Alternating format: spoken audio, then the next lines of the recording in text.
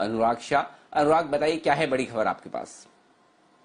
देखिए, ये yes bank से जुड़ी खबर है, जिसमें इंश्योरेंस रेगुलेटर आईआरडीए की तरफ से आरबीआई को चिट्ठी लिखी गई है। आरबीआई को कहा गया है कि जो यस बैंक के रिकंस्ट्रक्शन के वक्त जो 81 बॉन्ड्स थे जिसको राइट ऑफ किया गया था, तो वो जो है अब उसकी पूंजी लौटाई जाए, क्योंकि बैंक के अंदर उस स्थिति के मुकाबले काफी सुधार हुआ है, बैंक का रिवाइवल हो रहा है।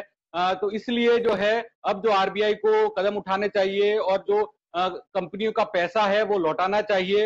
इसके साथ साथ आईआरडीए ने अपनी चिट्ठी में ये भी कहा है कि अगर जो है बैंक जो है अभी पैसा नहीं लौटा सकती, तो एक टाइम फ्रेम तय कर लिया जाए, 5 साल तक का टाइम फ्रेम तय कर लिया जाए, जिसके अंदर जो है 81 बॉन्ड का जो है कंपनियों को पैसा दिया जाए। क्योंकि आईआरडीए का साफ साफ कहना है कि जो पैसा था ये 81 बॉन्ड का जो आरबीआई की तरफ से रिकंस्ट्रक्शन के वक्त पूरी तरह से राइट ऑफ किया गया, वो पॉलिसी होल्डर्स का था, ग्राहकों का था।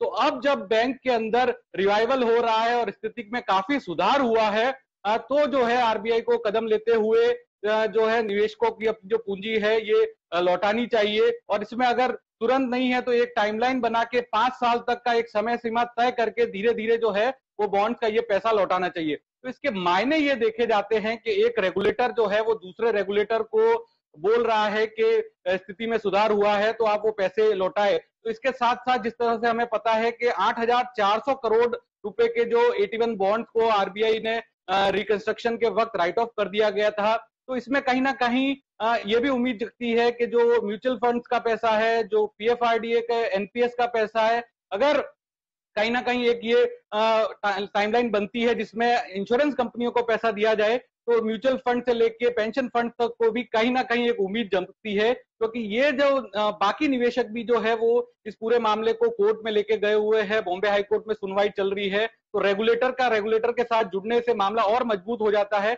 इसमें साथ साथ आईआरडीए का ये भी मानना है कि हाल के दिनों में ऐसी कई सारी घटनाएं हुई है, चाहे डीएचएफएल का मामला हो, चाहे रिलायंस कैपिटल का मामला हो, या फिर अभी जस्ट जो भी हुआ है लक्ष्मी विलास बैंक का मामला, जहां पर जो है इंश्योरेंस कंपनियों ने काफी नुकसान लिया है। तो इन सब चीजों को देखते हुए कहीं ना कहीं जो है आरबीआई को एक सोचना होगा। और जब बैंक का रिवाइवल हो रहा है, स्थिति सुधर रही है, तो और बैंक ऐसी स्थिति में आ सकता है, तो एक टाइम फ्रेम बना के जो निवेशकों का पैसा है वो लौटाना चाहिए। बड़ी खबर आती हुई यस बैंक के लिए, और मोर इम्पोर्टेंटली जो आईआरडीए ने एक चिट्ठी लिखी है। अनिल जी, किस तरह से इस खबर को देखें, क्योंकि हमने भी देखा है सर बैंक की स्थिति में तो डेफिनेटली सुधार भी हुआ है, मैनेजमेंट भी हमारे साथ जुड़े थे। क्या आरबीआई इस पर मंजूरी देगा या फेवरेबली देखेगा इस खबर को सर? देखिए, डिसीजन तो आरबीआई का ही है, तो इसलिए वो देगा नहीं देगा कहना मुश्किल है। और आजकल आरबीआई पैसा देने के मामले में थोड़ा सा कड़क है। आपने देखा किस तरह से लक्ष्मी विलास बैंक के केस में इक्विटी भी चली गई लोगों की। तो ऐसे में बॉन्ड वापस 81 बॉन्ड्स को राइट ऑफ जो किया था यस बैंक ने, देखिए पर्सनली आप मुझे पूछेंगे तो मैं तो कहूंगा कि नहीं, 81 बॉन्ड्स वालों को पैसा देना चाहिए, बिल्कुल देना चाहिए। क्यों नहीं देना चाहिए? अगर बैंक चल रहा है और तो आप डेट को ऐसे जीरो कैसे कर सकते हैं? क्यों करना चाहिए? आखिर जिन लोगों ने डेट दिया है उनका भी तो हक बनता है। तो ऐसे में जीरो करने का कोई मतलब नहीं, राइट ऑफ आपको नहीं करना चाहिए। तो मेरा तो स्ट्रॉन्ग व्यू यही है कि नहीं, 81 बॉन्ड्स जिन लोगों ने इन्वेस्ट किया उनका हक बनता है कि उन्हें पैसा मिले। और स्पेशली जब बैंक रिवाइव हो जाए, अगर रिवाइव नहीं होता, बैंक बंद हो रहा होता, तब तो एक बात समझ में आती है। तो ये एक मेरे ख्याल से लॉन्गर टर्म में ये रूल्स क्लियर होने बहुत जरूरी है कि किस सिचुएशन में आप 81 अनसिक्योर्ड बॉन्ड्स या इक्विटी को कंप्लीटली राइट ऑफ करेंगे और किस वक्त नहीं करेंगे। ये स्थिति साफ होना बहुत जरूरी है। तो दीप, अगर आप मुझे बोलेंगे पर्सनली, अगर आप बैंक के बॉन्ड में पैसा नहीं लगाएंगे तो कहां पैसा लगाएंगे? ठीक है, आपकी एफडी से थोड़ी सी ज्यादा रिस्क होती है, लेकिन आप ये तो नहीं कह सकते ना किसी बैंक को आप उधार दें और वो उधार आपका जीरो हो जाए। फिर तो अगर बैंक के जो कई सारे क्लाइंट्स हैं, कई सारे जो उनके कस्टमर्स है, वो एनपीए करके जीरो करके भाग जाते, तो फिर वो और बैंक में क्या फर्क रहा? तो मेरा बहुत स्ट्रांगली मानना है कि इस तरह के बॉन्ड्स को जीरो नहीं करना चाहिए, राइट ऑफ नहीं करना चाहिए। और जिन लोगों ने ये बॉन्ड्स खरीदे उनका पूरा हक बनता है, आज नहीं तो कल, जब भी किसी भी बैंक की सिचुएशन हो, चाहे वो यस बैंक हो, चाहे लक्ष्मी विलास बैंक हो, चाहे पीएमसी हो, चाहे XYZ बैंक हो, लेकिन इस पर एकदम आप जीरो कर दें, ये तो ठीक नहीं है। कहने के लिए आप कह सकते हैं कि ये तो रिस्की बॉन्ड है, जब आप पैसा लगाते तो आपको पता होना चाहिए। बिल्कुल है, रिस्की बॉन्ड है।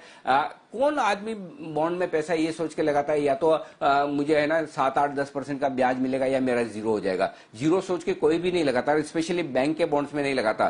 तो ये रूल्स वापस से इनकी समीक्षा करने की जरूरत है। जिन लोगों ने यस बैंक, दूसरे बैंक्स के इस तरह के बॉन्ड्स खरीदे हैं, मेरी डेफिनेटली उनके साथ में सहानुभूति है कि इस तरह से उनको पूरा का पूरा डेट में नुकसान किसी को भी बर्दाश्त नहीं होगा, आपको भी नहीं होगा, मुझे भी नहीं होगा। और इस पर वाकई में विचार करना चाहिए। जो एडा ने सवाल उठाया, क्योंकि कई सारी इंश्योरेंस कंपनियों ने भी ये बॉन्ड्स खरीदे हैं, उनके जीरो हो गए। अब इंश्योरेंस कंपनियों के बॉन्ड जीरो हो गए, कहने के लिए हम कह सकते हो तो इंश्योरेंस कंपनियों के, लेकिन इंश्योरेंस कंपनियों में पैसा किसका है? आपका, हमारा ही तो है। पॉलिसी हमने ही तो खरीदी है, अल्टीमेटली पॉलिसी होल्डर्स के रिटर्न कम होंगे। तो ये ठीक नहीं है। मेरे ख्याल से इस पर वापस से विचार करने की बहुत जरूरत है। और अगर आई एम श्योर कि आरबीआई और सरकार इस पर विचार करेगी कि इस तरह के बॉन्ड्स को जीरो न किया जाए। हाँ, लॉन्ग टर्म, जैसा कि कह रहे हैं कि 5 साल बाद आप पैसे लौटा दें, 3 साल बाद लौटा दें, लेकिन लौटाएं। जब बैंक चल रहा है तो क्यों ना लौटाया जाए, ये होना जरूरी है। आइए बढ़ते हैं।